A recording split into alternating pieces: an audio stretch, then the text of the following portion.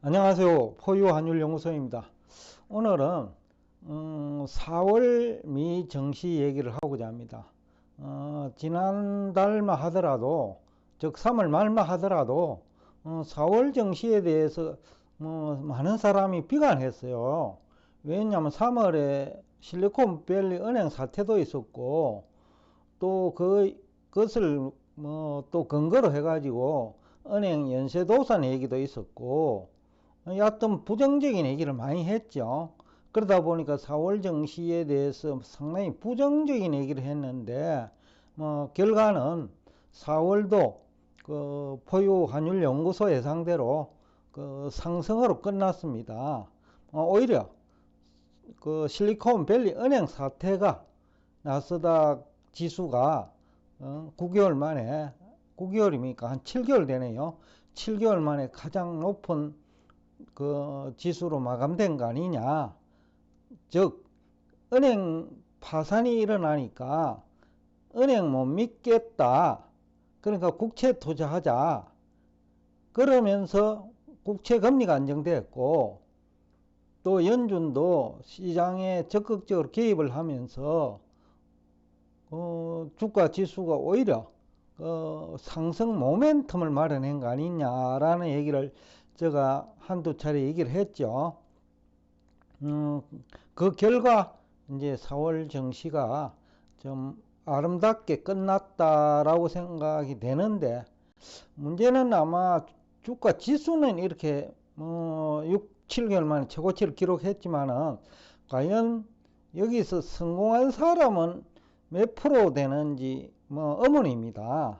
왜냐하면 3월에도 인버스 투자한 사람이 많이 있을 거고, 또 최근 일주일 동안에 나스닥 지수 흐름이 그 포물선을 위쪽으로 그리면서 지난 화요일, 지난주 화요일이면 금주 화요일이네요. 오늘 토요일이니까.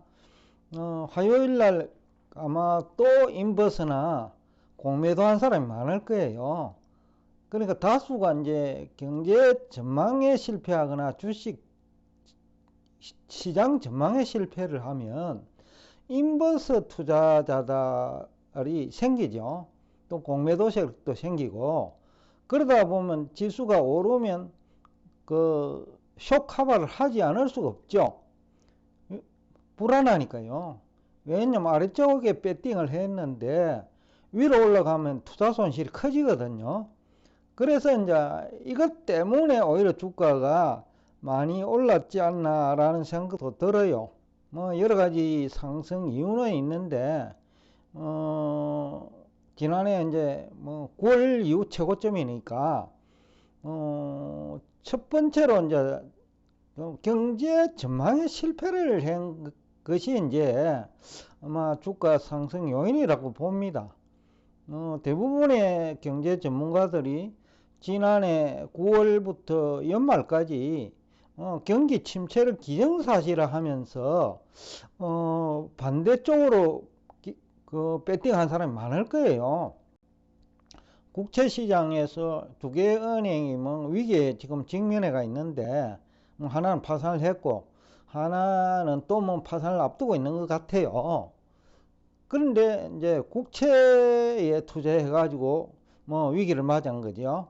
참 아이러니한데, 대부분의 이제 경제 전문가들이나 정권 전문가들은 국채가 제일 안전하다고 하는데, 두 개 은행은 국채에 투자해가지고 위기를 맞았으니까 참 재미있는 일이 벌어진 거죠. 보통 사람들 입장에서는 이해하지 못하는데, 금리를 아는 입장에서는 당연한 거죠. 왜냐하면 경기 침체를 기정사실하고 배팅을 했는데 경기 침체가 발생하지 않으니까 금리가 내리지 않은 거죠. 금리가 내려야 국채 가격이 올라가는데 국채 가격이 안 올라가니까, 즉 금리가 하락하지 않으니까 위기를 맞은 거죠. 그리고 예금자들은 은행이 국채 투자해가지고 손실을 했다는 사실을 아니까 본인들이 예금한 돈이 불안해지죠. 그래서 이제 돈을 인출했고 은행은 이제 뱅크런이 발생하면서 파산의 길을 걷게 됐는데, 여하튼 뭐 분석에 실패하면 그 뭐 어쩔 수 없는 것이 또 이 자산 시장에 있지요. 특히 이제 뭐 기관하고 개미들이 미국 나스닥 기술주에 대한 공매도도 많죠. 인버스 투자 상품도 나스닥을 대상으로 하는 게 많죠. 그런데 이제 주가가 반대로 올라 버리면 어쩔 수 없이 그 경기 침체나 주가 하락에 배팅한 사람들은 쇼카바링을 할 수밖에 없어요. 특히 레버리지를 쳤다면 어쩔 수 없이 쇼카바링을 할 수밖에 없죠. 최근에 국내에서 몇 개, 8개 종목인지 주식 시장에 실패한 것도 결국은 그 환경이 나빠지니까 매도 압력이 작용한 거죠. 대주주도 주가가 기업 이익은 오히려 안 좋는데 그 주가만 오르니까 대주주는 보유주식을 팔았고 혹자들은 알고 팔았다라는 얘기를 하는데, 저가 대주주라고 하더라도 기업 실적은 나빠지는데 그 주가만 오른다면 일단 대주주 지분을 좀 줄였다가 주가 내리면 다시 사도 되잖아요. 그런 측면에서도 접근할 수 있기 때문에 함부로 뭐 공매도라든지 또 영업 실적이 악화되는 기업에 투자하면 뭐 크게 당할 수 있는 거죠. 미국의 사례는 그 경기 침체가 없는데 인버스나 공매도를 한 것이 원인이라면, 국내 작전주에 실패한 사람은 실적이 수반되지 않는 주식을 뭐 억지로 끄집어 올리니까 그 대주주들이 가지고 있는 주식을 그 수익 실현 기회로 삼아 버린단 말이죠. 그래서 실패하는 거예요. 그래서 쇼카버링도 위험하고 또 실적이 수반되지 않는 주식을 따라가면서 투자하는 것도 위험하다는 것이 뭐 또 시사점이죠. 또 주가가 3월 이후 큰 폭으로 오른 이유는 은행 파산으로 국채 시장이 안정됐죠. 다수는 이제 은행이 파산하면 연쇄부도 등을 뭐 강조하면서 그 주가 큰 폭 하락을 얘기하지만은 실제 전문가들이 볼 적에는 은행이 파산을 하면 은행이 불안하니 돈 흐름이 국채 시장으로 이동하고, 국채 시장으로 돈이 이동하면 시장 금리가 내리죠. 그러면서 국채 가격이 오르면 또 뭐 정시에도 긍정적이고, 또 다수의 국채를 가지고 있는 사람은 재무구조가 개선되고, 그러면 또 주식 투자 여력도 생기고 뭐 여러 가지 이유로 또 긍정적인 영향도 미치는데, 긍정적인 영향은 얘기하지 않고 부정적인 부분만 강조하면서 인버스 투자하거나 공매도를 하면 이 또한 주가 상승의 원인이 되는 거예요. 게다가 뭐 금년 들어와서는 뭐 챗 GPT, 흔히들 생성형 AI라고도 하는데, 여기가 이제 새로운 이제 사업 분야로 부각되면서 엔비디아 등 반도체 주가가 상승한 것도 주가 상승의 원인이지요. 특히 기술주. 그리고 빅테크 기업이 1분기 실적을 발표했는데 구조조정 등으로 상당히 양호하더라는 거죠. 이것도 주가 상승 요인이다. 혹자는 구조조정을 통한 이익을 두고 무늬만 성장했다라고 하는데, 무늬가 아니에요. 왜냐하면 기업이 어려우면 구조조정을 해야 되고, 구조조정을 하면 기업의 위기에서 벗어날 수 있고, 또 구조조정이 주로 사람 중심의 구조조정이기 때문에 인건비 전략이 되잖아요. 인건비 전략이 되면 영업실적이 개선되고, 이것 또한 주가 상승 요인이다. 이걸 두고 마치 무늬만 뭐 성장이라든지 무늬만 이익이라고 얘기해서는 안 된다라는 거죠. 왜냐하면 기업이 그런 식으로 해가 생존하는 거예요.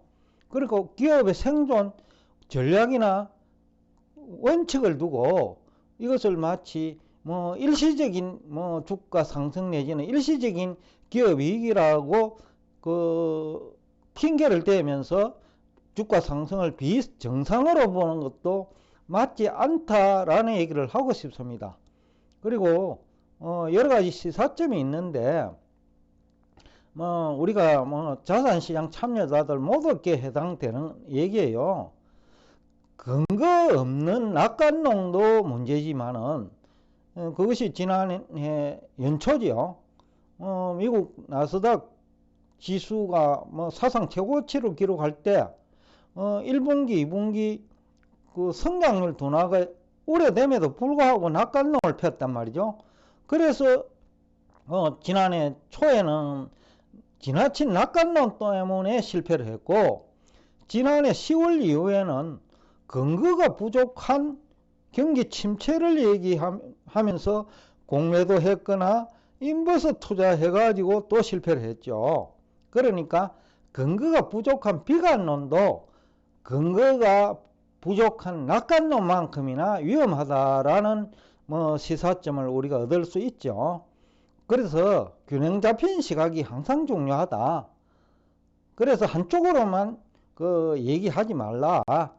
모든 정보에는 그 악재 성격도 가지고 있고 호재 성격도 있기 때문에 한쪽 방향으로만 지나치게 그 부각시켜 가지고 배팅을 하면 손해가 볼 수 있다라는 것이 자산시장이에요.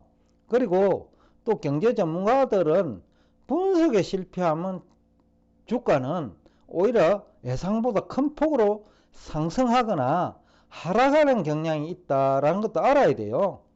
외환시장에서 환율 전망에 실패하면 2021년 3월 이후 환율이 오르듯이 주식시장도 전망에 실패하면 인버스나 공매도 세력 때문에 오히려 주가가 큰 폭으로 상승하는 경향이 있다라는 것도 항상 염두에 두어야 된다. 실제로 2022년 초와 2022년 10월 이후가 대표적이죠. 결국 분석에 실패해가지고 주가가 오히려 큰 폭으로 올라버린 거죠. 또 2023년 들어와가지고는 3월 실리콘밸리 사태도 그 은행 연쇄도산 또 기업 뭐 연쇄부도 이런 걸 지나치게 부각시키고 예금보험공사의 역할, 연준의 역할, 그리고 정부의 역할을 무시하고 뭐 주가 폭락을 경고한 것도 그때 또 뭐 인버스 투자 공매도 한 사람 또 있겠죠. 그 결과 또 주가가 4월 말 기준으로 7개월 만에 최고치를 기록한 거 아니냐라는 분석도 가능하고요. 또 주가가 또 이렇게 상승하니까 4월에 이제 소비 증가를 기대할 수 있잖아요. 왜냐하면 3월 중순에는 주가가 내렸지만은 4월 들어가 가지고 주가가 또 실리콘밸리 사태 이전 수준까지 올라왔거든요. 그러니까 소비 여력이 생겼다라는 거죠. 그래서 5월에는 아마 올 첫 주 정도가 뭐 4월 소비 그 발표가 나올 거로 뭐 추정하고 있는데 그렇게 나쁘지 않을 거예요. 왜냐하면 4월에 그 증시가 좋았죠. 그러니까 소비 여력이 생겼다는 거죠. 그러면 5월 첫 주에 발표되면 어떻게 될까요? 큰 문제 없네. 3월만 하더라도 또 4월에는 2분기에는 나쁠 거라고 봤는데, 즉 4월 말까지도 나쁠 거라고 봤는데 5월 초에 만약에 소비가 3월 대비 증가로 나타나면 2분기에도 큰 문제 없을 것이라는 또 다른 심리가 작용하고 또 공매도나 인버스 한 사람이 또 그 쇼카바링으로 들어오겠죠. 그 경우에 또 2분기에 큰 문제가 없다면 경기 침체 시기가 또 지연되면서 또 5월 중순까지도 미국 증시는 큰 문제 없이 뭐 행보 정도는 할 거다. 포유환율연구소는 13,500 돌파가 가능하다고 봐요. 지금까지 시장에서 승리한 기관이나 헤지펀드들이 돈이 있기 때문에 13,500 돌파를 시도할 거예요. 그러면 어떤 효과가 있느냐 하면요. 우선은 소비 여력이 또 생기죠. 13,500을 돌파하면 또 심리도 안정되지요. 대부분의 투자자들이 차트 보고 접근을 하기 때문에 13,500 돌파를 시키면 차트가 예쁘게 되니까 또 이제 대세 상승이라는 얘기까지도 나올 수 있고 하니 경기 침체 시기는 또 지연될 거다. 최소한 2분기에는 경기 침체는 확인할 수 없을 거다. 그렇기 때문에 5월 증시도 그렇게 나빠 보이지는 않는다 라는 얘기를 하면서 오늘 여러분과 대화를 여기서 끝내겠습니다. 오늘도 끝까지 경청해 주셔서 대단히 감사합니다.